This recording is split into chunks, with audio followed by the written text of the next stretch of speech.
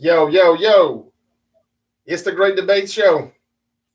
We're back and we're better than ever in the building, baby. It's the good guys. Jarvis Jeffries, Terrence Smith, Nick Ely. Nick Ely. Yo. We're all in the building. And it's the Great Debate Show. Available wherever you get your podcast. Follow and download each and every episode. We appreciate you all being here with us, listening to the Great Debate Show today on a Tuesday. You could have been anywhere in the world, but you're right here with us, and we appreciate it.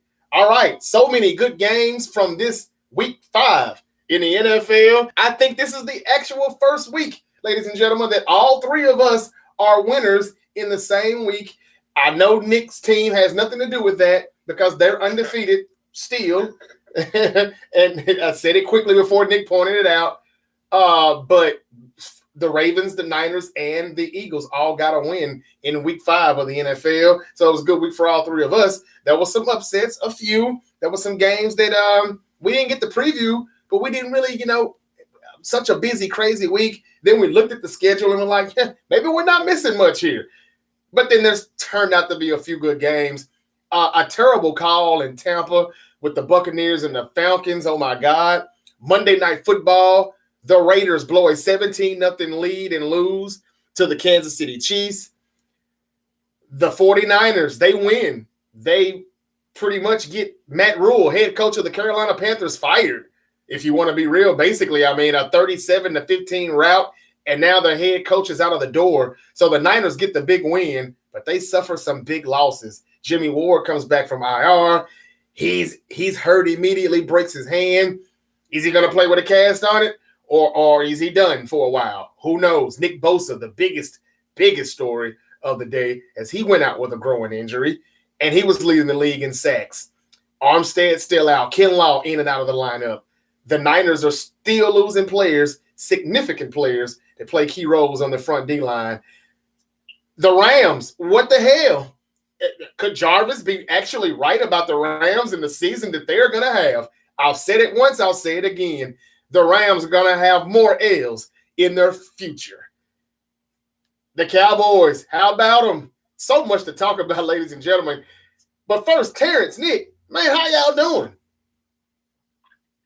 Well, I'd like to first confirm that you're correct. Your Niners lost in weeks 1 and 3, and T's Ravens lost in weeks 2 and 4. So, yeah, that's how we got to this point where we all three get to celebrate today for the first time together, as we all three are hosts of winning teams. So, congratulations, guys. Way to get with the program. Hey, the hell with you, Nick. The hell with you. I'm just grateful to be able to hear Nick tell us how great his Eagles are. It's becoming my favorite pastime. Right. Man, oh, Nick. It's going to be something special. The Philadelphia Eagles hosting the Dallas Cowboys. They're both hot. This is going to be good. Very interesting. But first, let's 1 week at a time. That's week 6. Let's take care of week 5 games first. We've got a new segment, React or Relax. Which team should do that? We're going to talk about that as well. A lot to talk about. Zion Williamson and the Pelicans. Are they going to be the new Memphis Grizzlies of the West? Who is the best in the West? How good is the East? And Brooklyn. It's just something about those Brooklyn Nets. They're just, I don't know. They get talked about like the Dallas Cowboys these days. And we don't even know if they're really a championship team. But we finally get to see Ben Simmons and all those guys back together. So it's just so much. Let's get started. Nick, you do the honors. And I do not own the copyrights to this, but I'm about to play a little music. Go ahead, Nick. Let's get it started. So first off, React or Relax. The Kansas City Chiefs just barely scraped by the now 1 and 4 Las Vegas Raiders. The Chiefs are 4 and 1. Is the fact that the game was this close a cause for panic, or is it just a division rivalry game that played out? Just played a close game. I'll go first. I am actually going to relax. I say that because, and I know it's weird when you look at the Raiders record, but man, they lost a lot of close games. A lot of those games they could very easily play here and there, and that record is totally reversed. So I wouldn't have been surprised if they won tonight or if they won Monday night. But yeah, I'm not going to. I'm not going to react. I'm going to relax. I just think that at some point they're going to start pulling those games out. Yeah. I mean, to that point, the Raiders have lost 4 games now by a combined 14 points. I believe if I'm doing math here correctly. Yeah, 1, 3, 9, 5. Yeah, by a combined 14 points in the 4 losses that they've had. So, it's kind of hard to say relax. Definitely, 5 games into the season, you definitely want to be better than 1 and 4, particularly in that division, which to some extent has proven not to be quite the division that some thought it might be. That being said, for the Kansas City Chiefs on their side, I would also say relax, just because they're 4-1 at this point. They've shown who they are, even in the absence of Tyreek Hill, who's now going to Miami. And obviously they're playing a division rival. Games can be tough, but they found a way to win it. That's what good teams do, and that's evidenced by them being 4-1. Well, I'm gonna go ahead and I'm gonna say it is time to react. At 1-4, Josh McDaniels with the play call. The play calling, in 1 minute he was dialing it up. The next minute he was trying a little too hard to get the running game going. I like how he was trying to be balanced, but down there when you get that touchdown and Devontae Adams scored on a big play, another bomb, it was good to see that again. I mean, it was good to see that period with Carr and Adams, because this is what we've been waiting for, and we got to see it in prime time on a Monday night. But it wasn't enough. But it could have been enough, maybe. Just go ahead and kick the extra point. I know that sometimes these kickers will miss them. I know that's the Kansas City Chiefs. I love aggressiveness, but that's too damn aggressive. Go ahead and tie the game, man. 30-30. That's putting more pressure on the Chiefs. They came back and got a good stop. So what if the Raiders were getting the ball back with a tie and they didn't have to actually score to get the win? It could have either went to overtime or they could have still got the win, but their play calling would have been a lot different. But when you're down a point and you get that ball back, it's just different. And what was the reason for them going for it too anyway? I mean, it's not like it was the last play of the game. It's not like you're not giving the ball right back to Patrick Mahomes and the Chiefs. I didn't understand it right there. I like the aggressiveness, but only if this is it. This is the end of the game. My defense is playing terrible right now, and this is our shot. Let's just go ahead and go for the win. But it was 4.5 minutes still left in the game, so it's like going up 1. What's that going to do? The Chiefs are about to come back and score. You didn't have to do it. Just get the tie. We'll roll with it. We'll see what's what. Look, I questioned how good Josh McDaniels was as a head coach, and I still have those questions. Denver was a long time ago. Now he's with the Raiders, and it's not looking that good. At 1-4, it's definitely time to react because the Chiefs are 4-1. And the Broncos, who I still think is going to turn it around, Justin Herbert is still playing out of his damn mind, injured or not. It's time for the Raiders to come on with it if they're going to come. Yeah, that's the danger that you do have to look up and see the Chiefs in that division. And not to be this person, but 1-4, you could probably say that division race is already over with for the Raiders. Could be. And the Chiefs are already 3 games ahead, and they have a tiebreaker. Yeah, could be. Nick? Yeah, very true, very true. Next one I'm going to go to is the Seahawks and the Saints. Saints won 39-32. The question I'm actually going to ask from this game, I mean, because you're looking at two or three teams that don't, completely seem to be headed anywhere, but it was definitely one of the best games of the weekend. But the question I want to ask is, did the Seahawks make the right decision in moving on from Russell Wilson, based on what you've seen from Geno Smith? I'm going to say they did. Do I need to relax, or is it time to react to that? Yeah. Go ahead, T. I'm going to go and react just for the sole reason that they are getting a lot of production out of Geno. Listen, Geno threw a touchdown in the back of the end zone to DK Metcalf that DK dropped. We could be having a totally different discussion. And it was like I was saying last week or maybe it was in the text messages, but I think Saquon Barkley is the unanimous I don't want to say unanimous, but he's a consensus comeback player of the year. Geno Smith to me has to be right behind him, man, because to see Geno playing well really does my heart wonders. It really does. So yeah, nothing else but to get some playing time to Geno, man, that actually makes me happy. So I will react to that. That's a fair point. Talking about Geno Smith and taking place for their comeback player of the year. I like that. 11th in the league in passing yards and tied for 7th in passing touchdowns and 4th in QBR. Yeah. Nick, so are you answering that, or are you answering? Did you answer? Or? Oh, sorry. Yeah, I guess I can go directly to my answer today. Yeah. Go ahead. I agree. I think it's time to react because on top of that, we were looking at Russell Wilson going to a team that, on paper at least seemed to be, just as if not more talented overall than the Seahawks, and so you would expect for him to go in and be able to take that team and have some better results. And it seems that the Seahawks are getting good returns on that trade. So I would definitely say it's time to react. I don't know. I don't know that I have the confidence that Russ is going to be able to turn that around. I know the dude came out that he's been dealing with a shoulder injury or something like that. Sure. Yeah, that was interesting timing to say the least. But that being said, there is some legitimacy to it, and he does whatever he needs to do to rehab it. I guess the possibility exists that he can turn it around, but I don't have a lot of faith in it. And to this point, honestly, I have less faith in that than I do in Geno Smith finding a way to, the guy the Seahawks or something like that. I'm not saying they're going to go win the division or anything, but they could be competitive. Certainly be making a run for a wild card or something along those lines.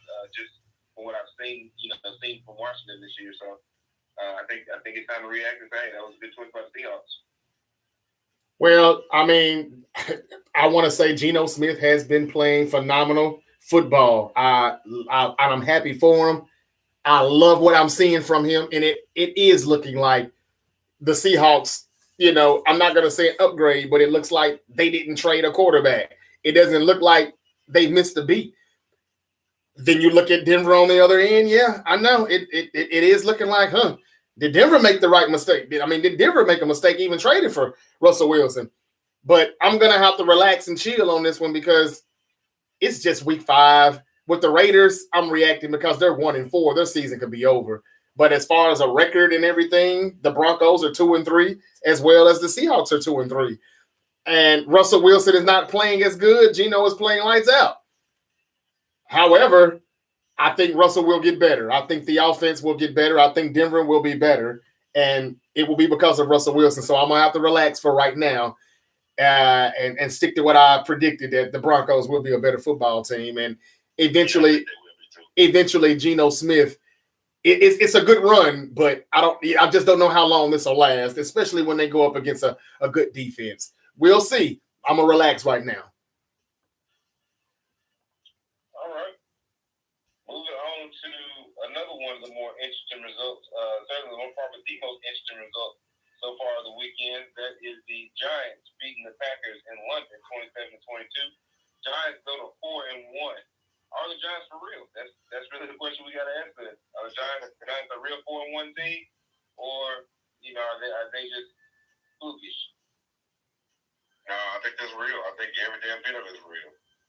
They have taken on the identity of Dabble. That team is real, and welcome back to the league, Saquon Barkley.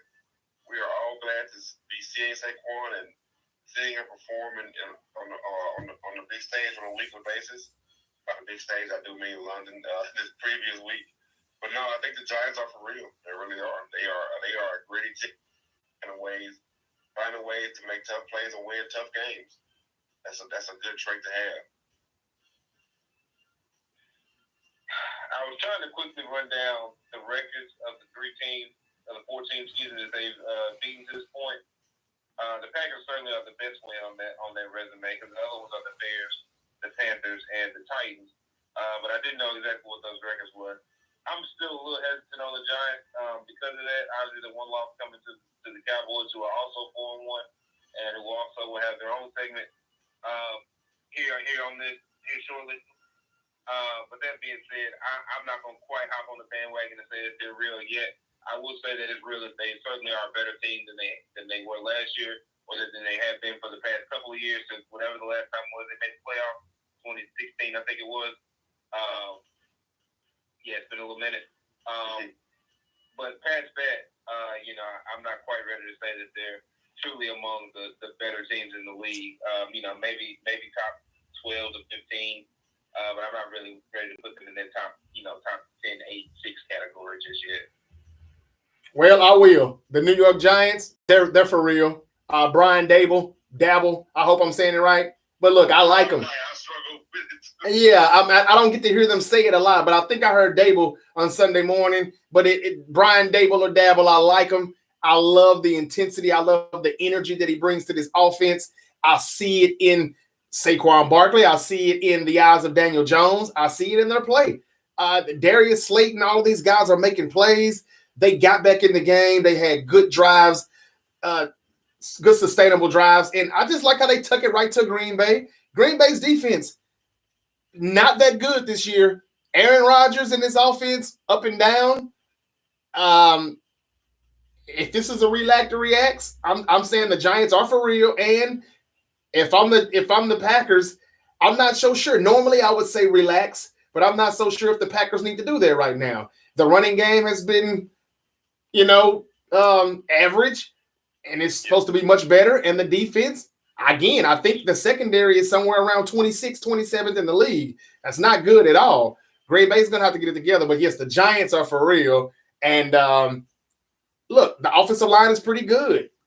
Saquon Barkley doing more of what I've been looking to see. He's not looking to bounce it out as much, all that tap dancing that he used to do to go outside. When he takes it inside and decides to say, I'm going in between the tackles, big plays usually happen. And you're starting to see that now that he's doing it. Hey, it's a beautiful thing, man, when you're trying to get that lettuce. And both guys, Barkley and Daniel Jones, are trying to get that lettuce. They're for real. And the NFC East is the best damn division in this league. I never thought I'd say this on the Great Debate Show ever. Yeah, let me also say, too, the Packers can relax. They're 3-2 at this point, but the Vikings are running well with the division. They're 4-1. They do hold a tiebreak over the Packers, so maybe that comes into play later on in the season. But they still have time for Aaron Rodgers to get some rapport with those receivers. The defense, they can also start to pick it up on the back half of the season. So I think the Packers will be fine. They're not really worried about any threats from Chicago or Detroit. So it's really just Minnesota that they got to be sure they keep pace with. And I think they'll be able to do that. So I'm not panicking on if I'm the Packers. Let's go Vikings. What you got next, Nick? Bills beat the Steelers 38-3. Not really much to see there. The Bills are much better than the Steelers. Yes. The hell of a first start for Kenny Pickett to have there. I hate for him. Yeah. Chargers over the Browns 30-28. Keenan Allen actually tweeted during this, and he didn't play the game, obviously, because hamstring injuries. Surprise, surprise. But he actually tweeted during the game. Apparently, there was a decision that Brandon Staley made late in the game to go for it on 4th and 1 on their own 46. That almost ended up costing them the game, but fortunately, the Brown kicker ended up missing the potential game winner. But he tweeted from home, "What the F are we doing?" So apparently that caused a little bit of a stir. I think I saw a statement earlier that Brandon Staley said they had thought that, that made them closer or whatever. Kind of sound like BS to me. Right. But yeah, that was said. That being said, the Chargers did find a way to win. Like I said, 30-28. Justin Herbert, as I think Jarvis mentioned a little earlier, still playing very well. Just 228 yards on the day and 1 touchdown, but no interceptions. It was really more of a running game. Austin Eckler and Nick Chubb both. It was 100 yards on the day. It was. Those guys are good. Yeah. I'm sorry. Yeah. I definitely get Keenan Allen's frustration, right? Like, a lot of these coaches are going to have to start being held responsible for throwing away the team's hard work is what I feel like they're doing. So I'm glad the Chargers were able to hold on, but man, it could have been a totally different discussion. But I'm going to relax on both of those. But I think if you draw that team, that game, that's how the game should go for both teams. Because the Browns can definitely beat anybody with their run game, and the Chargers, of course, have enough offense to overcome it. But be interested to see how the Chargers look once Keenan Allen gets back, gets off the couch, and gets off Twitter. But in the meantime, that game is pretty much how you would draw it up. The outcome is how you would draw it up. Yeah, I don't have much for it. Cleveland, they're just still blowing their chances to have a good, decent record or be average or right at 500 at the worst by the time Deshaun Watson makes his return. They just keep digging themselves in holes here, losing games that they shouldn't lose and losing some of these close games as well. But, hey, the Jet game, going back to that when they shouldn't have lost, this missed field goal right here, they should have actually won this game. Nick Chubb, insane, playing out of his mind still. He got 2 touchdowns. Kareem Hunt still got 2 touchdowns. This is going to be a very, very, very dangerous team when Deshaun Watson returns. So just putting the AFC on notice right now about that, especially next year when they get a full year together. But the Browns are just blowing their chances because I really do think that the Browns are going to be a good team when Watson gets back. And I think that they can make a good run when he comes back, but not if they're under 500. They can't lose these games. These are 2 wins that they should have on top of what they already had. That's all I've got. I can pretty much guarantee you that they are not going to be 500. They got the Patriots coming to town next week. After that, they visit the Ravens. The Bengals come to town. They visit the Dolphins.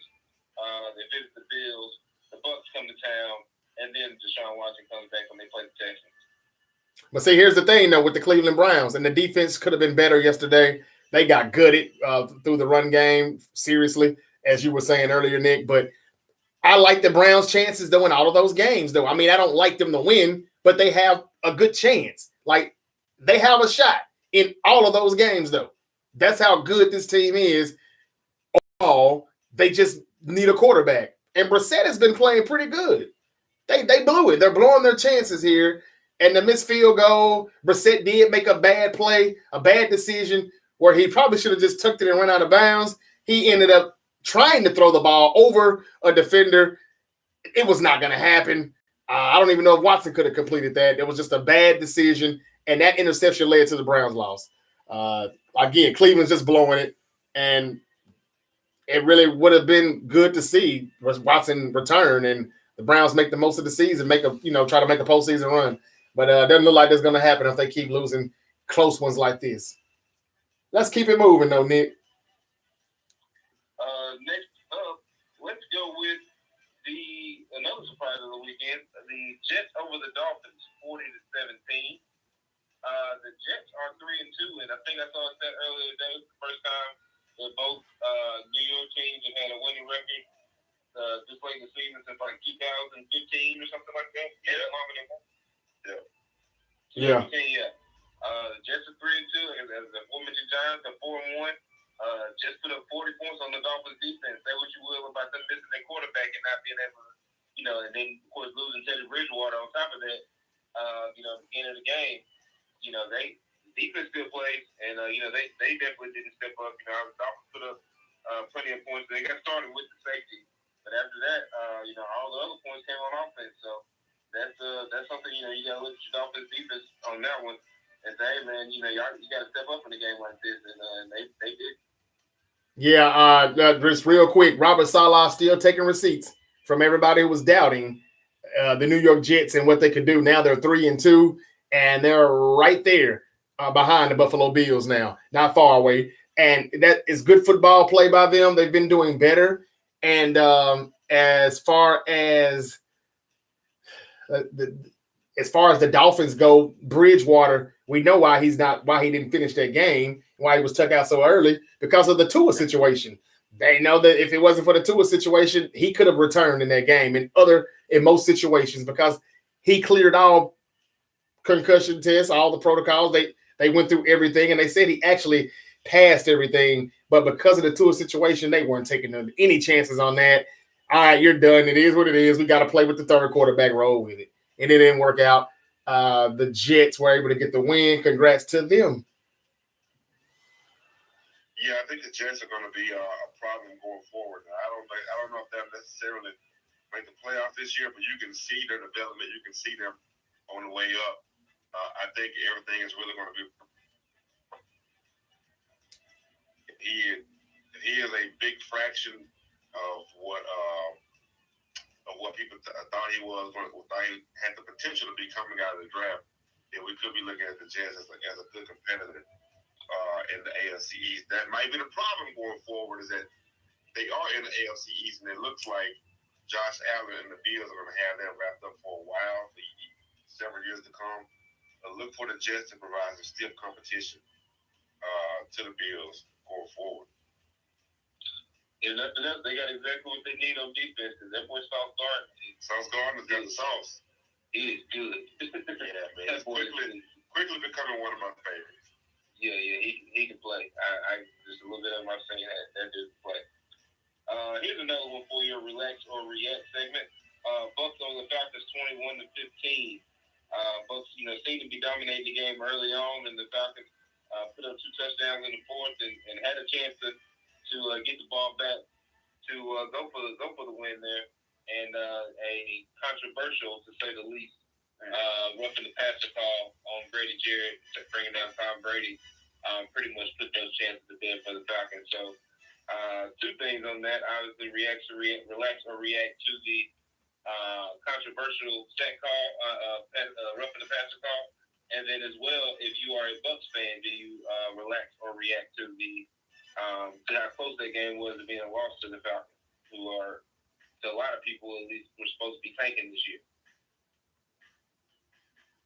Well, go ahead. Yeah, go ahead. No. Go ahead. You good? I listen. The game was the game. Unfortunately, I don't care about the game. I don't care about the wins and losses. What I care about is that the refs can make these calls with no repercussions. We had a call like that when we played against the Bills on the 3rd down that would have gotten us back the ball. And Josh Allen pounded the floor, and they gave him the flag. And I'm just, I am honestly quite sick of it. I know that it's been in the league for a while now, but hey, we can replay everything else. We can replay these and take a look. But I just hate that the refs can make these calls with no repercussions. That's the problem to me. Yeah, the idea that was roughing the passer is bananas. It's just ridiculous. I mean, you cannot. I can't think of the offensive player in the history of football that if you say, hey, look, you're going to get tackled. How would you like for it to happen? All of them would say just like that. That looked like he did not hurt at all. It looked very pleasant. It's pleasant as a tackle can be. As pleasant as a tackle by a 290-pound man can be, that was it right there. Yeah, I agree. So the idea that that's what we'll call it pass interference, I mean, I hate to sound redundant, but we should just put flags on it and call it a day. I mean, not pass interference, you roughing the passer. We just put flags on and call it a day because that's ridiculous. As far as the Bucs, I'm a little concerned. Tom Brady, obviously, from what we think from TMZ and others, is going through a lot in his personal life. And I don't want to get into what the ifs and whatever's may be on that. And there's a certain character I definitely don't want to give any interview. No. Inputs on it. But I will say that, anybody, which I've never been through it, but you'll listen to people that have been through divorces before, and it's hard stuff to deal with. And, maybe that's why he was granted these Wednesdays off early on in the first place. And maybe that's when he has to handle things with that. And that can be a struggle on anyone, never mind a pro-level athlete. But just from the football side of it, because of that, obviously, he put up good numbers for sure, 351 yards, I think, in this past game. But, that being said, their offense and their team just doesn't look like the same team that we're used to seeing from the Bucs, in the Tom Brady era. Could that partially be because of what Tom Brady's going through, or just because he's 45 years old?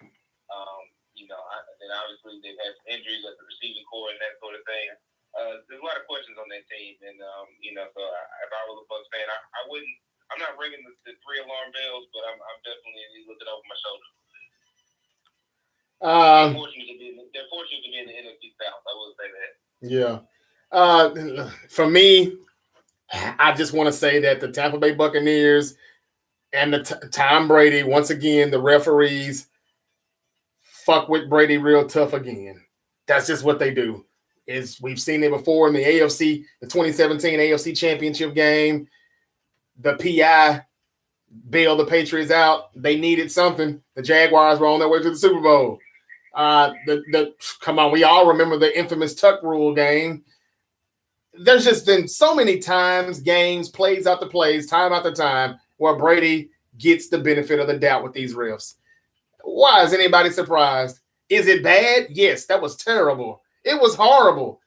But this right here is the reason why you shouldn't buy into what Nick is saying. I don't really know about the Buccaneers. It doesn't look good. I'm worried about it. No, why would you? Don't listen to Nick, y'all. I'm sorry. Sorry, Nick. Not on this one. Not on this segment. Stop it. We all know damn well that a call like that by the referee, if that doesn't tell you who's going to win the Super Bowl this year, then I don't know what does. This is what will happen. I don't care how they look right now in October. I don't care how bad they look offensively or just how things just don't seem to be clicking, or with him and his wife. Who gives a damn? In the end, they will be everything they need to be by January, and he will be 8-3 in Super Bowls, because this has to be the last year for Brady. And if that's the case, then this is the year he wins and rides out to the sunset, and they'll be happily ever after, because he's going to stay his ass home after this one right here. I know it looks bad, but trust me, guys, that flag should tell you everything you need to know about the rest of the season. If you think anything otherwise, you're wasting your time. I'm wasting my time. The Niners, do I want them to win a Super Bowl? Hell yes. Hell fuck yes. But that's the man that's going to win right there. The guy that they're throwing the flag calling roughing the passer on when it's clearly not roughing the passer. That should tell you right there who's going to win. Let's not waste our time. Let's not. This is it. I'm telling you. We're watching just for entertainment purposes. We will be back to this again, and it'll be like, he did it again. Nah, Brady's not winning this year. I don't see it happening. Okay. If I'm wrong, then you come back here in February and you do a lot of closing. I don't see that one. Who's going to win it then, Nick? Because I don't think anybody gave the Super Bowl prediction real quick. Who's going to win it? Since you know it's not going to be the Buccaneers. 5 weeks into the season, I would say the Eagles. Okay. I'm not surprised that you said that. I'm not biased with them picking anything. Oh, okay. Okay. All right. The Eagles. Terrence, who you think is going to win? That's a tough one as far as the NFC, but I'm going to go with the Eagles right now as far as winning it all. Okay. I have a hard time picking against them right now. Okay. I got you. All right. Honest answer, I believe, right there from Terrence with the Bills. Nick says the Eagles. Hey, Eagles and Bills, that definitely looks like a damn good Super Bowl if it happened. But I was thinking more in the offseason Buccaneers and Raiders than, because of the whole Gruden Bowl. I mentioned that a few times late last season as the season was ending. Watch out for Buccaneers, Raiders with the whole Gruden thing. And, Raiders and Buccaneers doing that whole Super Bowl 37 thing again. Well, at 1-4, it don't look like it'll be the Raiders. But I'm hard-pressed to say on who it would be in the AFC, but I don't really think it matters, whether it's the Bills or the Ravens. And I just think that the Bills are going to have a great season. I just think somebody's going to come in there and knock them off in the postseason. I hate number one seeds, and I usually get these number one seeds right as far as when they're going to go down.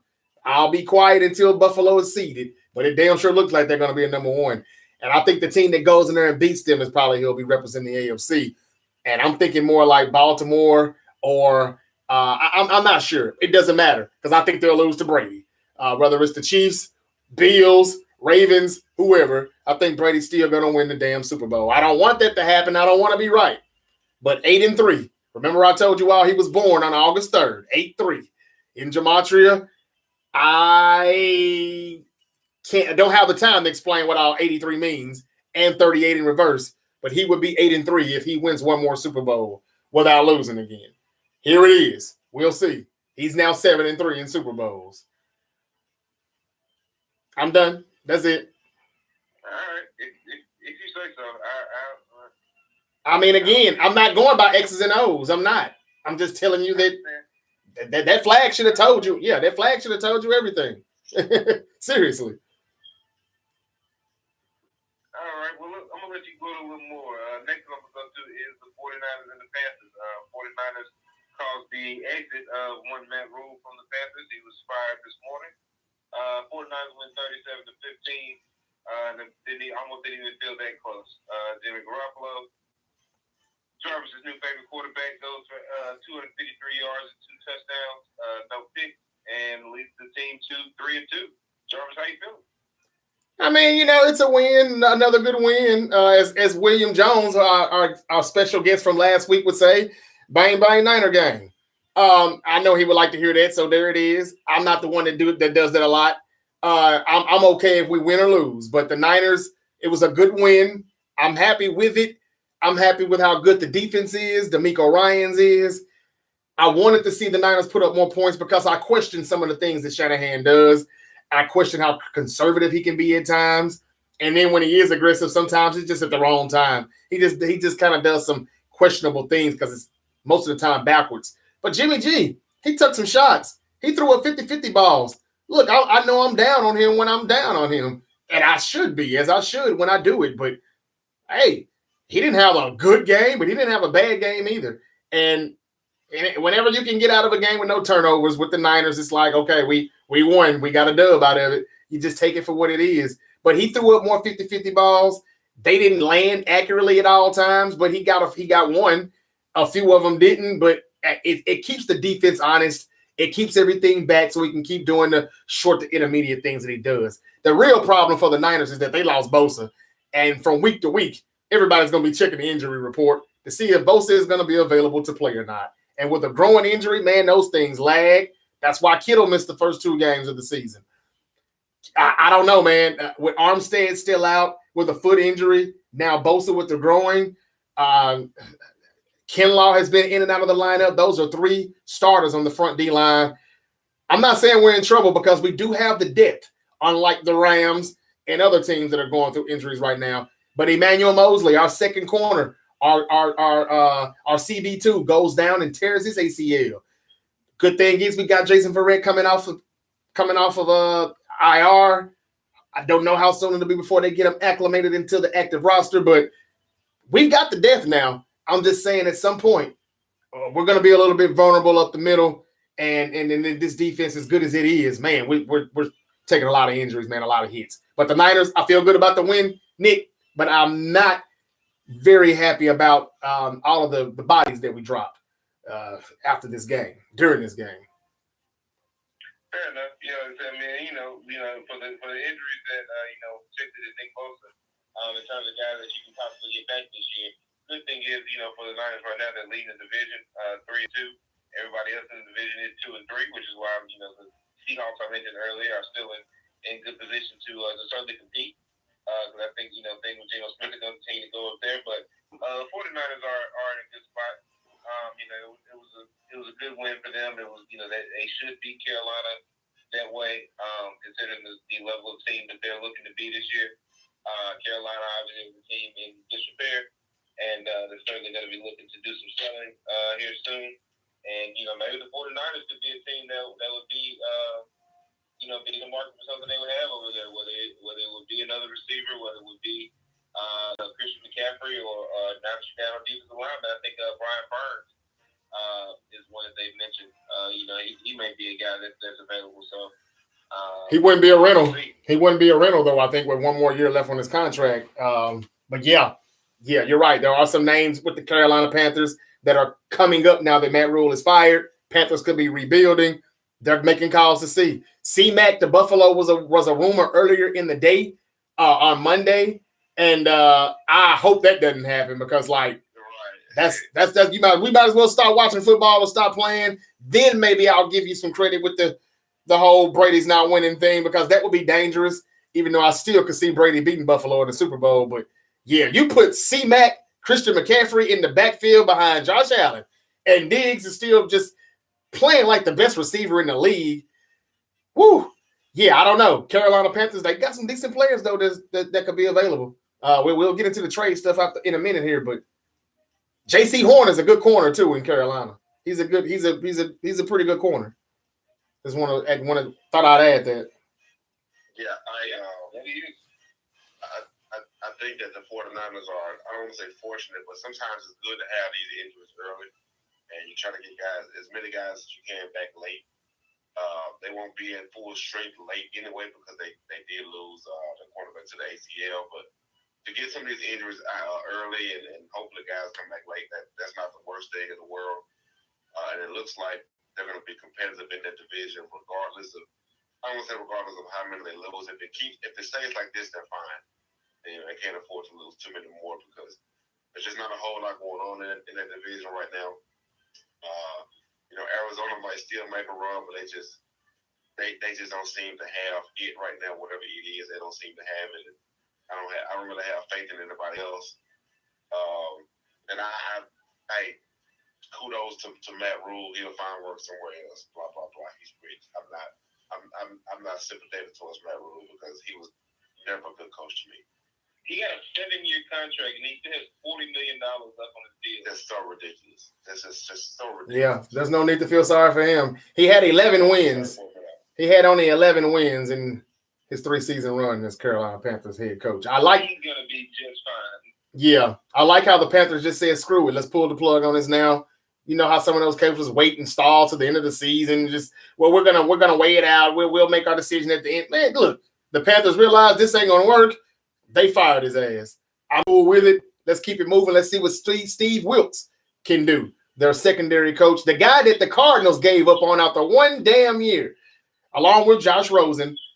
He gets another shot here as an interim head coach with Carolina. Let's see how it goes.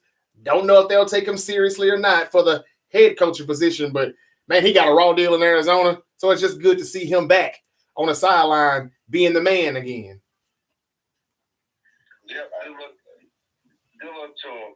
In the game I was least looking forward to bringing up today, the Dallas Cowboys beat the Los Angeles Rams 22-10. Dallas is 4-1. Defense looks legit. Is it time to relax or react to the Cowboys? Are they legit? Can I please start this off? Ladies and gentlemen, I have been saying ever since the week 1 thumb injury from Dak Prescott that Dak is holding the Cowboys back. Once again, hanging with Mr. Cooper Rush gets another victory. Hold on. I'm just going to be brief. I'm not saying that he threw 400 yards. He didn't even throw 200 yards. What I'm saying is he barely threw 400. Okay. The Rams scored 10. The Cowboys scored 22. That means the Cowboys scored more points than the Rams. That means Dallas won. That means the Cowboys are 4-0 this season with Cooper Rush. They run the football more with Cooper Rush.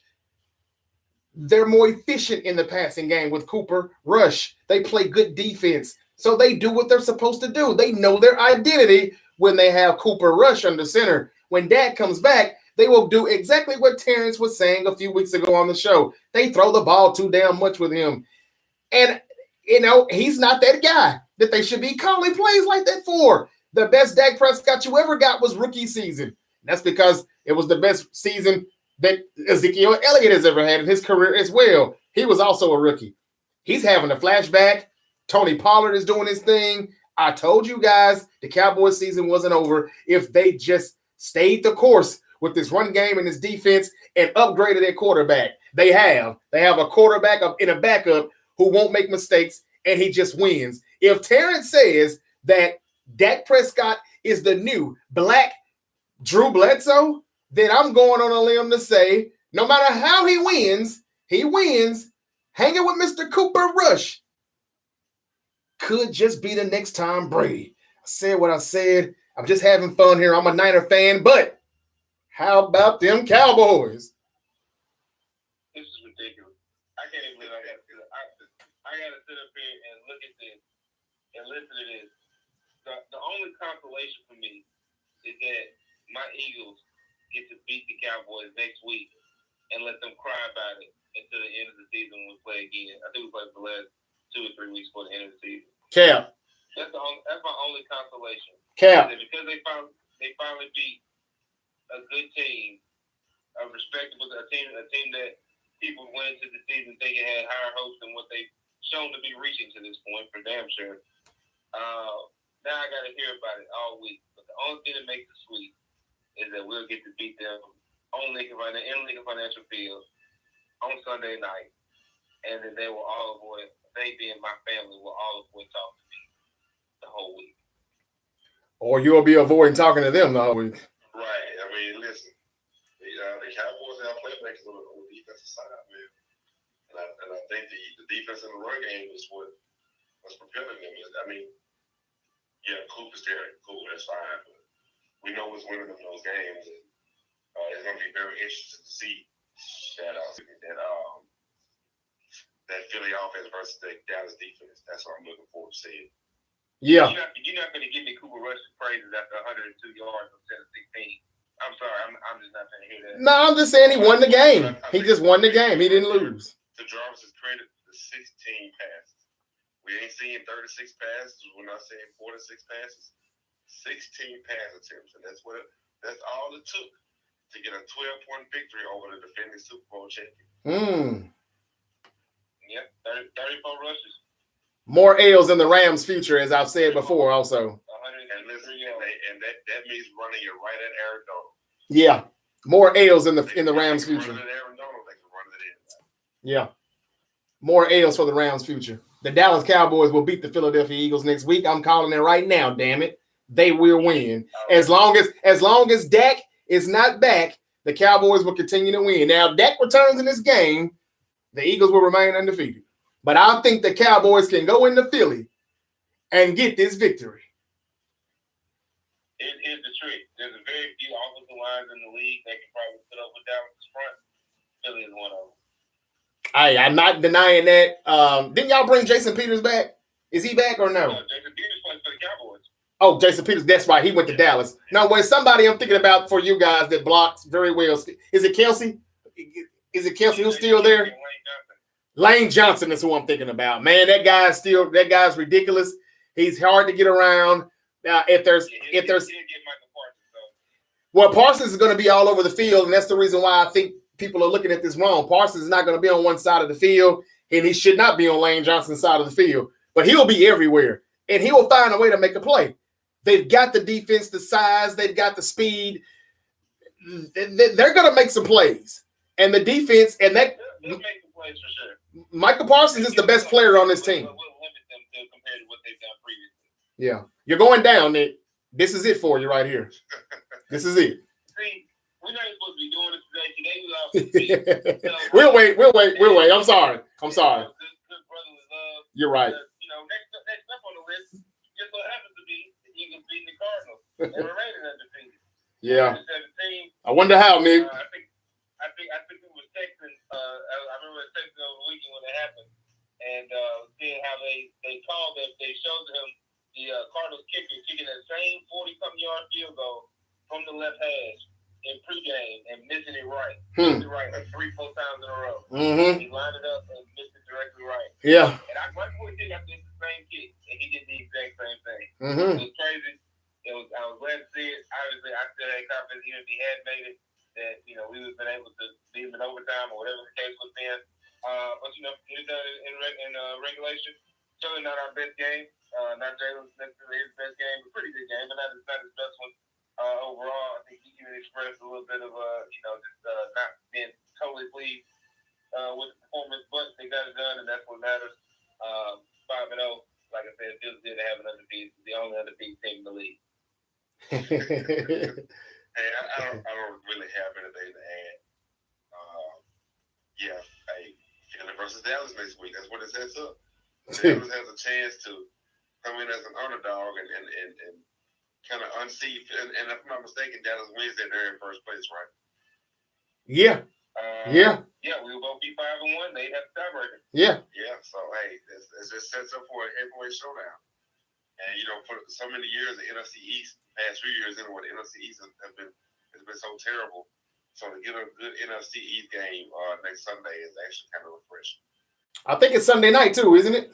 Is it prime time? Of course it is, Jarvis. Of course it is. All right. Hey, look, good win, Nick. Your team undefeated still, no doubt about it. But yeah, the Cardinals gave that game away, or at least it could have been an overtime, and we would have seen. But the Cardinals, they showed some life.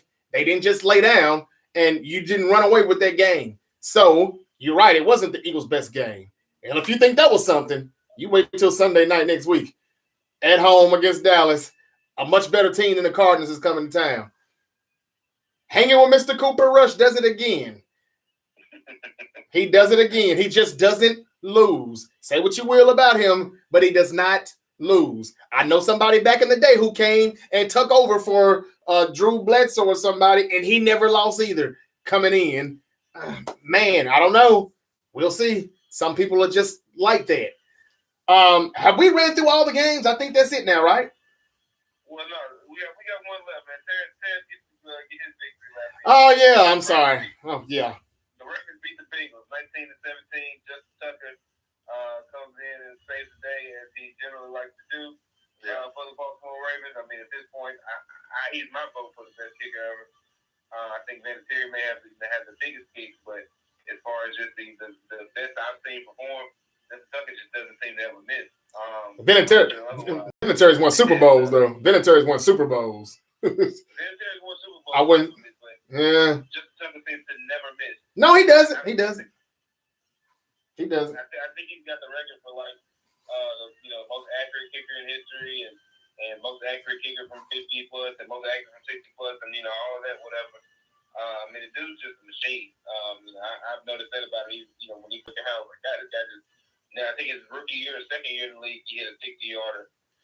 That was pretty clutch for the Ravens. So Ravens got it done. Lamar Jackson, 174 yards in the air, touchdown on the pick, another 58 on the ground, which came up just short for a couple of people I happen to know that had parlays on his rushing yards, over 59.5. But at any rate, good win for the Ravens. T, how you feel? I'm just glad we won a close game. That's literally how I feel. I saw that Baltimore had it. It turned out to a 10-point lead, and I was like, well, here we go again. But I'm just glad they won a close game, man. A division game at that. Yeah. And at home, which we had lost, I think 4 or 5 straight at home. I'll take all of those. Yeah. I don't have anything. Just good win by the Ravens. They needed it. I figured that they would be the team that would bounce back, if not Carolina. I'm so glad it wasn't Carolina. But, Baltimore, good win. The Cincinnati Bengals is starting to happen. The Super Bowl hangover. I didn't know if they were going to really go through it or not because they're just so dynamic offensively. But teams are taking it away. They're saying, hey, we're not going to let Jamar Chase. I did say this last season that a lot of times Jamar Chase was single covered. It was one-on-one. And it's like, man, you can't cover this guy one-on-one. Finally, they're taking him away now, and you're seeing Burrow just have to, go through all his progressions. Not that he has a problem with doing it, but sometimes he seems to get a little bit impatient in that pocket, waiting on other things to develop. When you take Chase away, Higgins and those other guys have to step up. Haven't really seen that from him or Boyd. Good win by the Ravens. I was not surprised that they got the win. And the AFC North is going to do this all season long, guys. They're going to go up and down on each other. They're going to beat each other up. And it's just about who's going to be able to withstand, after 12 rounds, because they're going to fight the whole 12. That's what they do over in that division, man. Yeah, that's right. All right. Nick, is that it with the NFL games? That's all the games. All right. So that's it. So we have all the games out of the way. So now we can get into some more action here. Almost into an hour already, but we did do relax or react. That's something new that we're doing here at the Great Debate Show, react or relax. And good stuff. Let's see what Robert Saleh, I talked about him taking the receipts, went through all the games. So now I guess what we'll ask real quick now is, guys, after what we've seen so far, after 5 weeks of the NFL, there are some teams that looks like they could use, a little help. A few more tools to add, so they can be better. So I guess what I'm asking, guys, is what trades need to be made before the trade deadline in the NFL? And the trade deadline is November 1, on November 1st, after week 8. So, guys, if there's anything, one team, and again, we talked about a few Carolina players that could be available. Maybe you want to throw them in this. But, what team needs to make a trade to where they're going to be better than what they are now? They may be borderline missing the playoffs, but if they could add this position or this player, hint OBJ or somebody, Well, that's a signing. He's a free agent. I mean, just trades though. Who is it? Who do you got? Start with Terrence, and then Nick, you can let us know afterwards. I think what everybody wants me to say is for Baltimore to go and trade for a receiver, but my problem with saying that is that Baltimore has had so many chances to get receivers. They could have gotten AJ Brown in the offseason for not a whole lot. They could have at least made a play for Julio, and I just think that they are very nonchalant to a fault when it comes to getting a receiver. So I'm not going to mention them, but I want to say a trade that could definitely be made could be Christian McCaffrey to anybody, because he's going to instantly make somebody's offense that much better. You could send him out there to the Rams. I don't think they use Akers enough, but he would make them a lot more dynamic, and that's kind of what they need right now.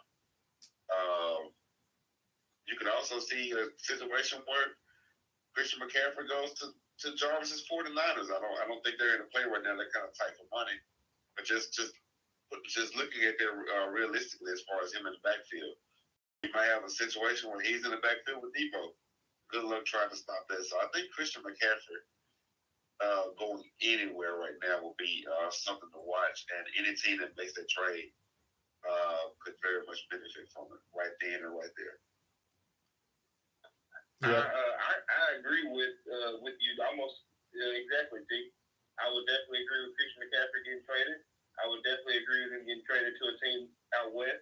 I would definitely agree with him getting traded to a team in California. But the team he needs to go to is the Los Angeles Rams. They need some more playmakers. Obviously, it seems that Matt Stafford likes to throw to a certain hue of people. As we discussed off the air. And so Christian McCaffrey can fit right in with that and fill in the need where that's not necessarily the hue of players they have at the running back position. And so Christian McCaffrey, that's all jokes, of course. I'm not actually insinuating to y'all that Matt Stafford is choosing who he throws the ball to based on this. It's a joke we have, guys. Yeah. But yeah, the Los Angeles Rams definitely needs help, both as a playmaker as well as offensive line. One thing that's very clear is that they missed Andrew Whitworth.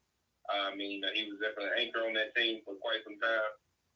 So with somebody to help kind of shore up that problem, as well as playmaker somebody in the backfield, that he could definitely be a big impact on the Los Angeles Rams. Well, as much as I hate to agree, I kind of agree with everything that you're saying, Nick, and you as well, Terrence. And I would love for it to be the 49ers, because there's a good history between McCaffrey and the Shanahans, as we all know, if you know your football background, or history, that is, with Niner football and, the McCaffreys, his dad playing, for Kyle's dad. So this would be a very, very good moment and a good trade for the Niners, because they keep losing running backs. Only thing is, we're not aggressive when it comes to doing things like that unless we just have to. We hadn't done anything really big since Emmanuel Sanders when we made the trade for him in the 2019 season. That did get us into the Super Bowl as we needed, and we needed him for that. But I don't know. We're so good at this plug-and-play thing with the running backs when it comes down to Shanahan's system, we probably won't do it. But the Rams, Nick, you are so right, as much as I hate to agree.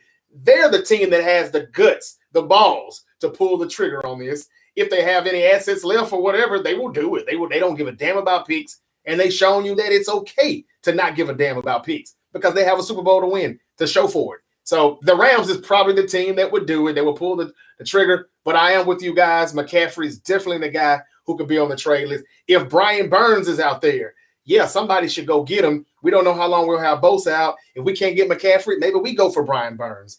But again, we still find ways, because we have so much depth. We're probably not going to do a thing. Who knows? But the Rams definitely need to make a trade for somebody, because they're hurting right now, O-line and in the backfield. Well, they're not really hurting in the backfield. They're just not getting a lot of production, and that's basically because of the O-line. So I don't know if they make the trade or not, but that definitely sounds like a team that would do it. If there is a team that needs to make a trade, well, I don't know. I don't know. I don't know. I would say that there's quite a few teams. Denver looks like they need a boost in the offense somehow, some way. They have sustained some injuries. Christian McCaffrey. They definitely need a running back. They definitely do need a running back. They also had Patrick, a receiver that went down right before the season even started, and they lost a few more people, on the wideout position as well. So they could they could, do this. I'm gonna say this: whatever happened with Kareem Hunt's situation in the Cleveland Browns, he's playing good football, but did he get paid? Did the Browns give him something so he could go ahead and report to camp and play? Because I hadn't heard a thing about it, but he's playing football. Did he ever get what he wanted or what? I'm only asking because, like, Kareem Hunt could be a good addition to somebody as well if the Browns would give him up, and I don't think they would because, damn, they got a good thing going. But, I mean, this season is probably going nowhere. Watson's not coming back. Would somebody be calling for Kareem Hunt also if they were taking calls? Or who? Who would be doing that? I mean, that could definitely be a good pickup for somebody, particularly the Broncos. Yeah. Or the Rams, somebody that's really looking for a consistent presence in the backfield. Broncos definitely could use them, and I think that was part of what Kareem was kind of saying when he was looking to get out, is that, hey, he's not going to get the touches that he needs in order to really show himself as a feature back, and so therefore he's not going to get the money that he feels like he deserves. And obviously, there's a short window on that for running backs, and so he could essentially get that. Right. Okay. Well, okay, so we pretty much talked about the trades then. Who could make a trade? We still got more time to do so. But, be on the lookout for Christian McCaffrey. He definitely could be leaving. Or Brian Burns. Or who knows? Maybe one of those corners. The Panthers have a little talent on that team, so we'll see. It just depends on where they're going to go head coach-wise. And they may not be ready to break this thing up. Who knows, though? We will see. I guess the last thing I have to ask before we get out of here, guys, and we still got one more week because the NBA season tips off on next Tuesday, October 17th. But we got to get out of here. The last question I'll ask, a report came out on Sunday morning that OBJ is targeting a mid-November return. He has several teams looking at him, and then he's talking to as well. He's already visited the Giants. That didn't get talked about as much as I thought it would. At least I didn't see it, but he did do it. Guys, what team should OBJ sign with? I mean, we know there's some teams that could use him. Green Bay's. Terrence, it's okay to say you're Baltimore Ravens. Whoever, who needs OBJ and where would he go? We've heard Buffalo. We've heard, oh, my God, I don't know why Tampa Bay and Buffalo is on the list, but those teams are on the list. Hell, Denver could use him right now. I don't know where he thinks he should go. Or he can always return to Hollywood, even though I'm hearing that he doesn't even think that's the best spot for him right now as far as winning a championship. He got one with him. He may not be all they need to get another one. So, guys, where is he going real quick before we get out of here? Nick, let you go, and then Terrence. There's also a rumor, of course, not a rumor, but the report that he visited his old team, the New York Giants. That is a fun thought. But the one I think I would most want to see, and I think Terrence is going to like to hear this, is obviously with the Baltimore Ravens. I think somebody as close to a playmaker as he is, he and Lamar, I think could fit really well together. They could kind of create that sort of Patrick Mahomes, Tyreek Hill kind of chemistry where, when things break down, they just kind of seem to have a rhythm for being able to find, where, the receiver being able to find where the quarterback needs to be. I could see them kind of developing something like that relatively quickly, just because they both kind of have that knack for being playmakers. And so, if that were to happen, make the Ravens pretty dangerous. Yeah, he should definitely take a look at Baltimore. I hope that happens, but what I would also like to see would be him going back and finishing his career with the Giants. I'm pretty sure he still likes it over there and probably still likes the organization. But to see him go back there and finish his career would be cool. But if not, hey man, we got a purple jersey with your name on it already. It's already printed out. Hey, wouldn't it be nice to see OBJ finish his career with the Giants? They definitely are not the same Giant football team. They don't have the same people in the front office anymore. So, hey, this could be a better time to go back. And we already think, some of us here at the Great Debate Show think the Giants are for real. So that would be great. And Nick, I did mention earlier that he visited the Giants. So I would love to see it. But, you just kind of know that at some point, I'm not going to say Green Bay's going to do it because they are paying Aaron Rodgers $50 per. So there's no guarantee they're going to go get him.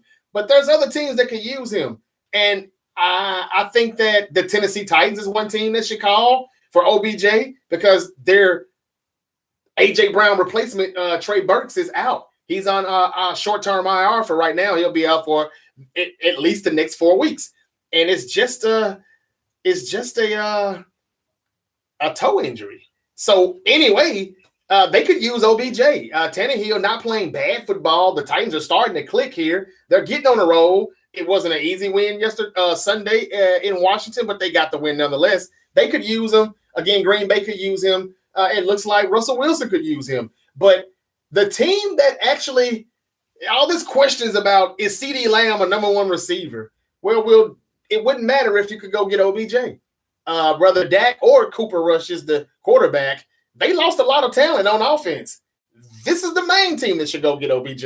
Not saying that they'll do it, but Jerry Jones could actually pull this plug. And if he does that, man, and Cooper Rush is still the quarterback and they're still running the football, and then they can, like, play action would be bananas once it's CeeDee Lamb and OBJ on the outside or in the slot, however they want to move OBJ around. You can look at some of the things that McVay did and take a few pages from that playbook on how you use them. But, man, the Cowboys will really, really be scary then because now the offense will be catching up with the defense. That's the main team I think still need them, and I'm not cheering for that to happen. I'm just saying we know Baltimore's not going to do it. I mean, it would be great for Terrence. It would be good for the Ravens, but we know they're just not going to do that. It's just not the Ravens. No. The Packers aren't going to do it either. No, they're not. They're not. You know what? I saw another thing that's going to be pretty interesting. I'll leave you with this. Aaron Rodgers in his career to this point has thrown 457 passing touchdowns. Okay. Ask me how many of those passing touchdowns he's thrown to a first-round wide receiver, a first-round draft pick. Oh man, a handful to none. Exactly one. One. Wow. Yesterday. Yeah, he did catch a touchdown. Okay, so Mercedes Lewis was the first round pick. Okay. First round, apparently so. Yeah. Okay, and that seems like that's been forever ago, but he's still pushing it around the league with these teams. Yeah, I did see that yesterday. Wow, that was the first one ever. Hey, nobody's ever doubted how great Aaron Rodgers is. A little bit more now. I just criticize him and critique his game because, man, I want more Super Bowls. I should see more. If you're the bad man that everybody says you are, that I used to say you are, no excuses. There should be more Super Bowl wins, a better playoff record, and you should beat the team that you said will regret not drafting you for the next 15 years. Being 4-0 against you, that ain't nothing to regret, Aaron. And so that's my only thing with him. But that's all, ladies and gentlemen. We're not going to touch basketball right now because we have run out of time. Due to restraints, we're already over an hour. We got to get out of here. It's been a good one. Nick and Terrence, is there anything quickly that y'all need to get out, though, we'll say before we wrap up the show? Eagles going to be 6-0 after this week. I just waited on. I knew it was coming. Right. Of course. T? I don't have anything. The Rebels, both undefeated, man. I can't lose. That is good. That is remarkable. That is remarkable. They are ranked number 9 now, I believe, in the nation. That is good. Yeah, and Alabama, and I think Tennessee play this week. So, I've got Tennessee. If they have a business, they'll be moving up. So, go Vols on this one. I'll be going Volunteers on this one for the upset. Can't wait to see what the line is on that. The money line on that one is. But ladies and gentlemen, that is it. It's been a good one. So much football. Week 5 is a wrap in the NFL, and week 6 comes your way on Thursday night football prime video. Nick, would you happen to know who it is? I don't. I'm sorry. We'll talk about it. Thursday night game is the Commanders. Oh Lord. And who? I said, oh Lord. Yeah, it's the Commanders and the Bears. Yeah, it's not. Oh boy. Okay, that's why we didn't mention it. Bears and Commanders. Yeah, looks like there's going to be another bad Thursday night game. We didn't even talk about last.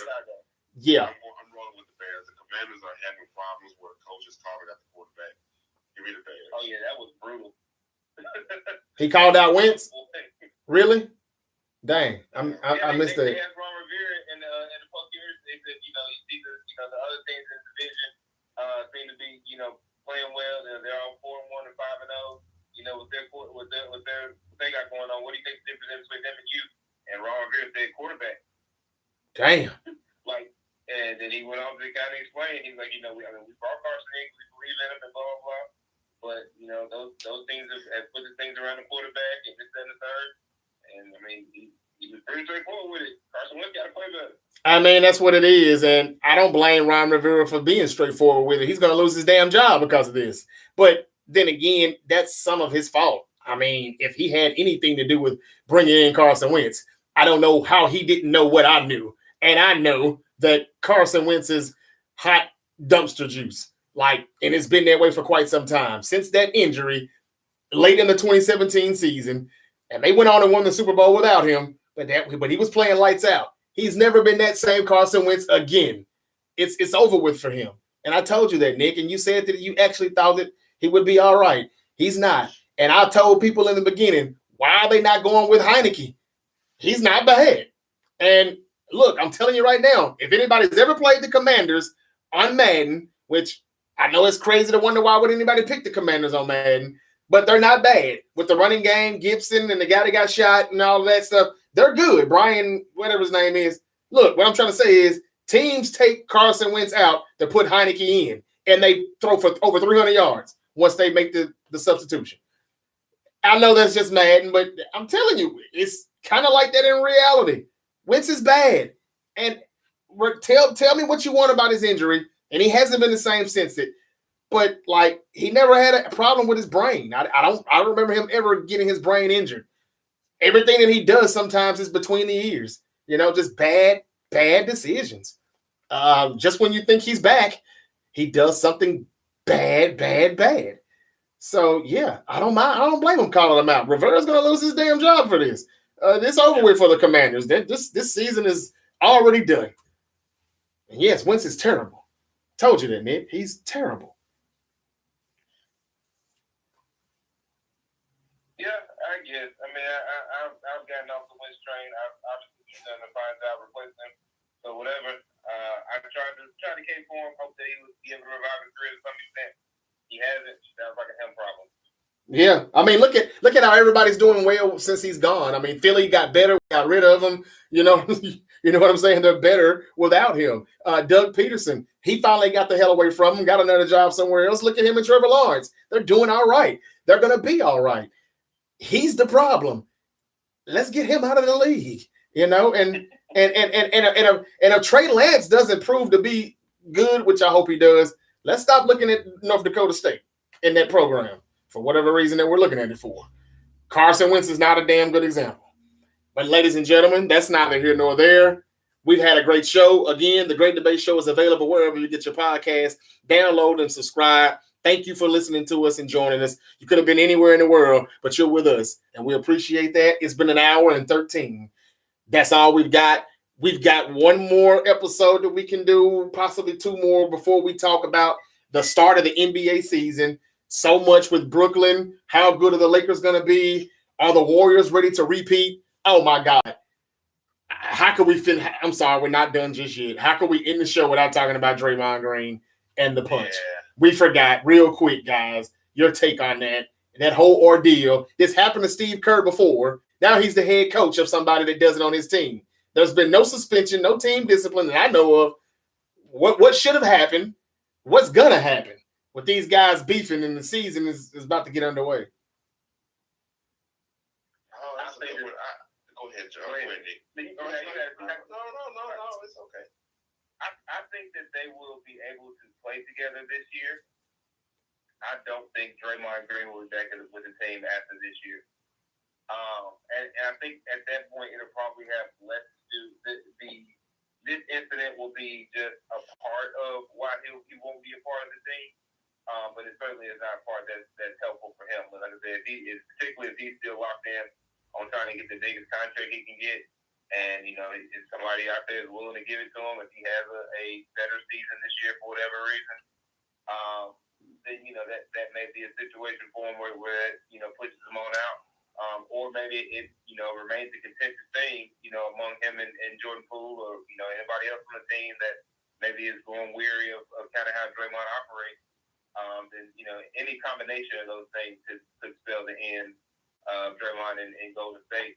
And so my prediction would be that this will be his last year with Golden State, but certainly not Jordan Poole, who I think they're looking to kind of, slowly start turning the keys over to in the future. Maybe his depth declines, which he hasn't shown any signs of at this point, but 3, 4, 5 years from now, you can see that switch kind of turning, so to speak. Yeah, and I think that's the problem. I think Draymond knows that, and Draymond was, whatever the stat was, I think they just kind of exasperated the issue, and I think that's why the frustration was so high. But I just got to say this, and listen, the punch is what it is. It shouldn't have happened, but it happens. That type of stuff happens all the time, I'm sure. What really should have happened is that doggone video should have never left Golden State. Yeah, how did that happen? Now, how it got to TMZ, guys, I just got to say this. Not only is Draymond not going to be there this year, Draymond might not even finish the season in Golden State. That is a smear campaign. Yeah, that's what it sounds like. That's what it sounds like, T. Depends on how much faith they have in his replacement. Yeah. I think they can go win another title this year. And so they are trying to. They are caught in a rough spot. It's going to depend on the early development of Wiseman, the early development of Kuminga. If those guys show any kind of promise, look for Draymond to be on the trade market. Right. If they think that they can match Draymond's production out of the combination of those two, then you might be on to something. But I think they need him for one more year to try to get this thing done, and I think that'll be that on Draymond and Golden State. Yeah. Absolutely. But I think that's what part of the frustration was. But for that video to get out, man, that had to come from the top. That is interesting that they got out, and I'm wondering who is the most motivated to get it out there. I think Kevin Durant somehow got his hands on it and put it out there, and his people. I think Kevin Durant is trying to get back to Golden State, and hey, coach, look, Steve, just an even swap. I know it's not an even swap, but whatever you can do, send it to Brooklyn, and I'm back, and get me back over there. Could that possibly happen? Or Wiseman is going to be good. I think he'll be fine. I would like to see him fit in with what they do, but the replacement is probably already there. But just to make to throw in some nostalgia, add some nostalgia to this, Terrence, I would say, hey, Brooklyn, KD for Draymond, let's do it. He gets to play with the team again, and let's be real. Draymond's the only reason why he left in the first damn place. So and they also had a blow up. It was during the regular season. Yeah, break, but they had a blow up because of the same situation. That's true. Draymond very well knew that if Kevin Durant stayed, that Draymond wouldn't be there. Right. Hey, I say this, man. Draymond Green, I saw that punch, and look, I didn't like what I saw at all. I know these things happen, but all the thing I can say is he didn't have that, huh? He was out of pocket for that one. I thought he was too. I did too. Poole wasn't asking for any smoke. He didn't look like he was looking for any. And by the time he took the punch, everybody was there. So I don't even know how Poole could have really defended himself, as everybody just kind of piled in then. But the main thing I want to say is that energy that I saw from Draymond, yeah, he did seem pretty high, but I didn't see that same energy when him and Tristan Thompson was going at it. He's always different when he thinks he can get the best of you, but when he can't, that talking, he's kind of talking and walking at the same time. He went to that and he sparked that up, and he didn't have to do that, but he never done that with Tristan.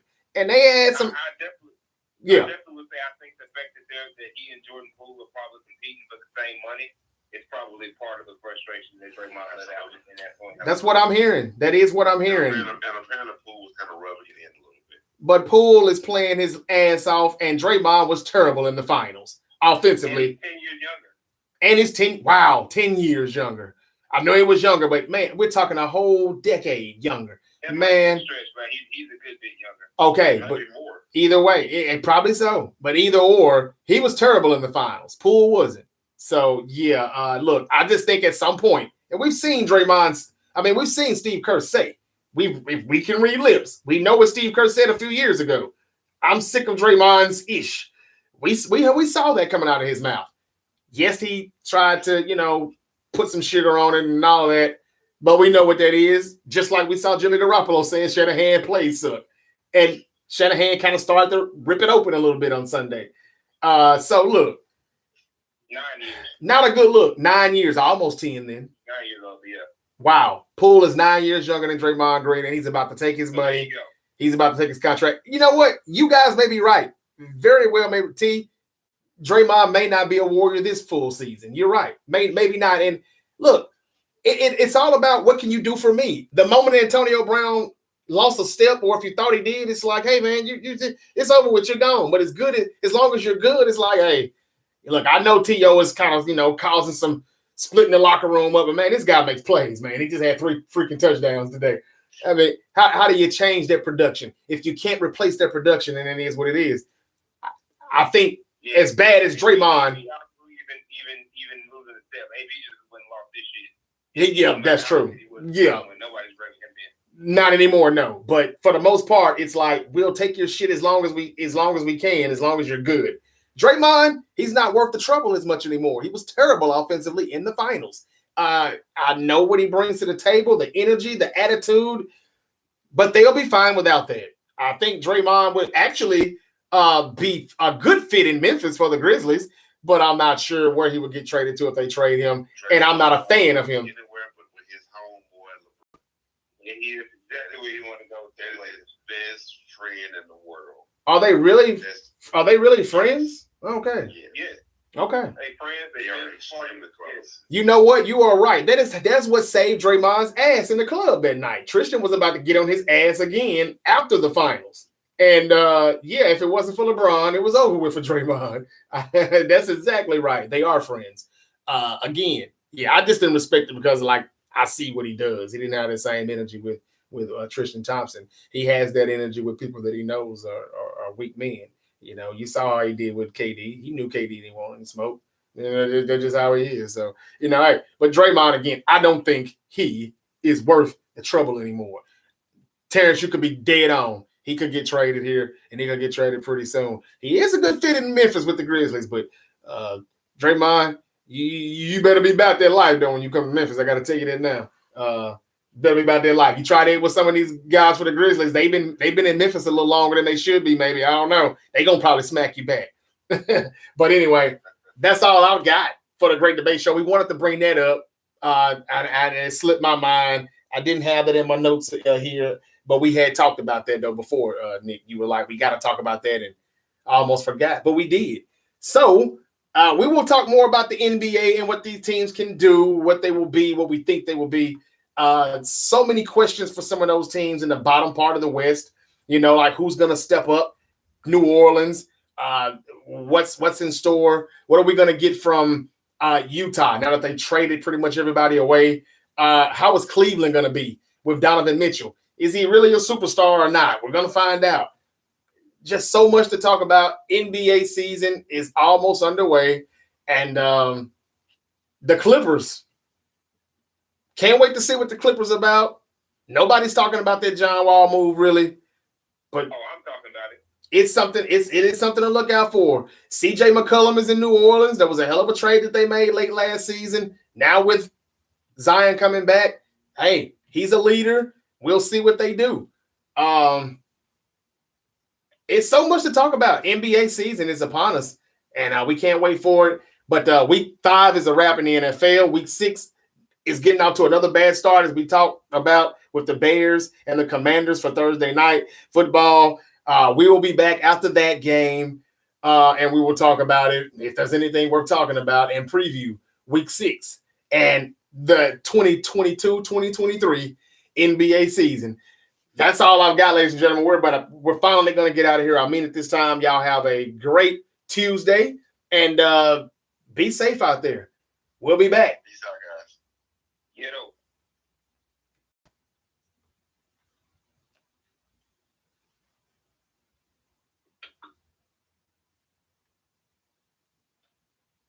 That is it, ladies and gentlemen, for the Great Debate Show. Thank you for listening. Go subscribe and download. Follow us on Spotify, Apple Podcasts, Google Podcasts. We're available wherever you get your podcasts. Or bring it back right here to YouTube Live. It's the Great Debate Show. Follow us on Facebook, The Great Debate Show. Put it in the search bar and get in on some of the great debates that we have. throughout the day, throughout the week. I'm Jarvis Jeffries on Facebook, Terrence Smith and Nick Ely, also ELY on Facebook. That's it. Hope you've enjoyed. And if there's anything that you would like for us to talk about more on the Great Debate Show, please leave it in the comment section. Thank you for listening, watching. Be safe out there. Have a good one. Peace.